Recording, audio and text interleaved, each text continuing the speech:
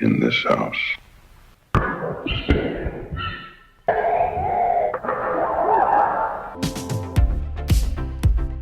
Hey, welcome to ScreenCrush. I'm Ryan Airy with you, as always, with my manager, Doug. And let's talk about Skinamarink, the latest and unsettling low-budget horror. The synopsis alone sends a shiver down your spine. Two children wake up in the middle of the night to find their father is missing and all the windows and doors in their home have vanished. Oh wow, sounds like something out of a nightmare. Exactly. This movie is the embodiment of childhood hallucinatory sleep. Confusion, despair, and inconsistency await you at every turn.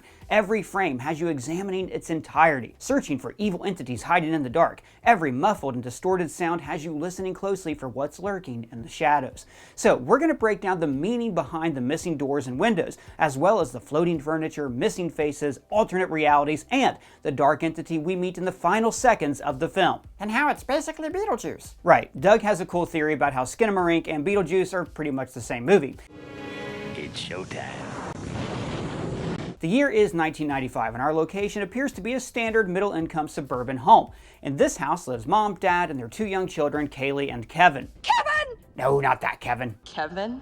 It stands for Knowledge Enhanced Visual Interconnectivity Nexus. No, not that Kevin either. This Kevin is a young boy who sleepwalks and likes to play with Legos because Legos are awesome. And at the beginning of the film, we learn that Kevin has fallen down the stairs while sleepwalking and had to get stitches on his head. This reveal opens the door to several possibilities regarding the reality of the film. Could the entirety of this movie be nothing but a dream during one of Kevin's sleepwalks? Or could the film be hallucinations stemming from unfound brain damage following his fall? Or was he not sleepwalking at all and the evil entity pushed him down the stairs? Good call, buddy, and that's where we'll start. What if we, as the audience, are meant to take this movie at face value? What if this film isn't to be taken as a metaphor for trauma, but instead we are to believe that a demonic entity has taken over this home? In this house. One night, when the children awake, they witness the exterior doors and windows vanish. Later, we see furniture and toys residing on the ceiling like something out of Paranormal Activity. We then hear a demonic voice calling the children from upstairs and instruct them to do things that they don't understand. Throughout the film, we hear blood-curdling screams and crying.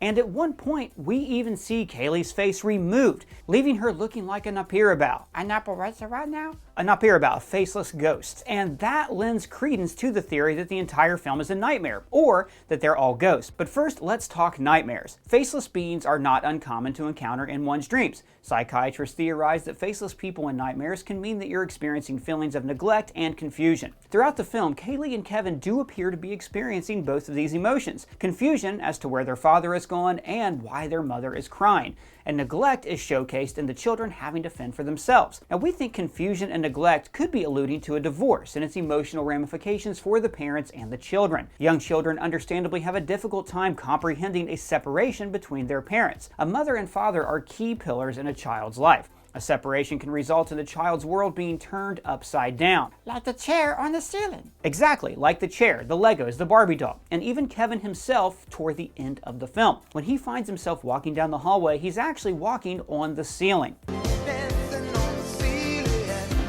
Now, like Doug suggested, there could be a demonic entity manipulating the very reality of their home, causing windows and doors to vanish, and gravity to pull in multiple directions. But we think there may be something deeper happening here. We think this film could be a representation of abuse, trauma, and grief. We think that we could be observing Kaylee and Kevin living through a situation that they don't quite understand. Missing doors and windows could be representing locked doors and covered windows. For a child, either scenario would result in them being trapped at home, unable to escape. I'm begging for help. I'm screaming for help. Please come let me out. In the parents' bedroom, we also have a scene where the dad has reappeared. Now, in this scene, he instructs Kaylee to look under the bed. This harkens back to the traditional fear that children have of what lies beneath the bed and what appears to be eternal darkness. I hate under the bed. There's monsters down there, and I don't like monsters. It's all like that movie Little Monsters where Howie Mandel lives under that boy's bed, and there's nothing scarier than Howie Mandel living under your bed. Okay, a child's fear of what lies under the bed is a perfect parallel of what this film represents, a fear of the unknown. The children are are experiencing an ignorance-based fear. Not knowing why their mother is severely depressed or why their father comes and goes is a very scary and confusing situation for a child to be in, a situation that can be just as terrifying as a monster hiding under the bed. Now, speaking of monsters, let's talk about that face reveal of the supposed dark entity. It looks almost like a blurry Mona Lisa or a 3D ultrasound of a face. It's very unsettling. We hear Kevin ask the being what its name is twice, but it never replies. The entity simply tells the child to go to sleep. Now, we think it's possible that this may not be a demonic entity at all. We think it may actually be the mother. Say what? We think that Kevin could be waking up from a nightmare, maybe even a concussed coma following his fall. This distorted face could be the mother comforting Kevin and telling him to go back to sleep. But with Kevin being in and out of sleep, he could be experiencing hypnagogic hallucinations. Hippo what now? Hypnagogic. They're hallucinations that occur when you aren't fully asleep nor fully awake. This could cause Kevin not to recognize his mother and ask questions such as who she is. You know me. No, I don't! Now look, we consider going a little deeper into the allusions to trauma and abuse that we noticed in the film, but it involves some pretty uncomfortable topics. So we decided it'd probably be best to steer away from that discussion. Probably a good decision. At the end of the film, we do see what appears to be a murder taking place, and it happens again and again and again. And again and again. Blood splashes on the floor of the hallway, disappears, reappears, disappears, and so on and so forth. Now, this isn't the only form of repetition showcased in the film. In one of the many old cartoons playing throughout the movie, we see this particular scene play over and over again, implying that these characters are trapped in some kind of time loop. And with the cartoons tending to parallel what's happening in the movie, it could mean that Kevin and Kaylee are also trapped in a loop. And that brings us to Doug's theory. Doug, take it away. You tell it better, person. Go ahead. Okay, sure. So at the end of the film, we finally see the exterior of the house, and it appears to be in another realm entirely. The house has no surroundings and is sitting alone in a void-like setting. Doug theorized that this is because the children and maybe even the parents are dead. Mention Beetlejuice. Right, okay, so in Beetlejuice, when Adam and Barbara die, they return as ghosts. Their spirits are trapped in their home, unable to leave. We also saw something similar occur in the film A Ghost Story. The protagonist finds himself trapped in his own home. Even as the years go by and his home is demolished, he's still bound to the perimeter in which his home once sat. In A Ghost Story, the ghosts also find themselves stuck in a time loop. He travels to the future and then loops back to the past, and eventually back to his own present day. There's an awesome scene where it's revealed that his ghost was causing the bumps in the night that his living self once heard. Ooh, we should do a video on that movie. Heck yeah, high five. So we think we could be seeing something similar occurring in Skinamarink.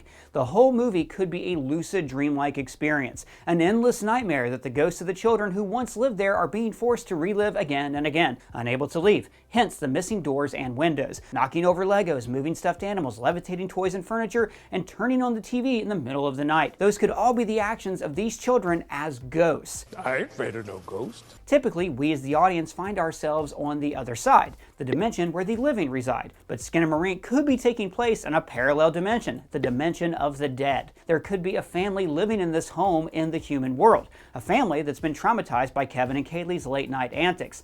Or perhaps Kevin and Kaylee's parents still live in the home and are grieving the loss of their dead children. That could explain why the mom is crying and why the father is left. It's not uncommon for a relationship to perish following the death of a child. Take the play Rabbit Hole, for example, a story that focuses on how a couple copes following the death of their child. It's also possible that Kevin is the only one that's dead and Kaylee is still alive, but she's able to see and interact with her brother. So you're saying that Kevin, and maybe even Kaylee, weren't being haunted by a ghost, but that they themselves were the ghosts all along? Yeah, exactly. Wait, hold on. No, what do you mean is that what I'm saying? It's your theory, man. Oh, right, I forgot. I'm just used to affirming your statements. Right on, high five. Now, before we come face to face with the entity, we learned that it's been 572 days since Kevin's fall. So we went searching for any significance to that number, and that led us to finding something called angel numbers. What's that? Well, there's a superstitious belief that there are number sequences presented to you in your everyday life by your guardian angel. These numbers are supposedly meant to guide you. Subscribers to this belief claim that the number 572 means discovering your higher self, anticipating major life changes, and then adapting to those changes. Higher self could allude to Kevin and Kaylee's astral selves, and major life changes and adaptation allude to their forced independence. There were also mentions of 572 representing mysticism and universal energy. Those could be alluding to the entity itself and the new realm that Kevin and Kaylee have found themselves trapped within. Now, I know that we may have seemed a little all over the place on this one, but that's honestly how the film itself feels. The sequence of events seem like they may be unfolding out of order, and time itself seems to be irrelevant. Person, I gotta say, this movie wasn't really for me. I mean, yeah, it makes you ask a lot of cool questions, but the movie overall, it wasn't that good. Well, buddy, the film definitely isn't for everyone. In fact, I'd go so far as to say that the majority of moviegoers will not enjoy it. It's an acquired taste. That sounds a little pretentious. Well, for lack of a better word, it is. This is an artsy film, an experimental film, and experimental films are important. Experimentation allows us to discover new and fun ways to tell stories, but sometimes experiments fail. You're failures! Failures! So those are our theories on what the heck may have been going on in Skinamarink. Let us know your theories and questions down in the comments below or at me on Twitter. And if it's your first time here, please subscribe, smash that bell for alerts. For ScreenCrush, I'm Ryan Airy.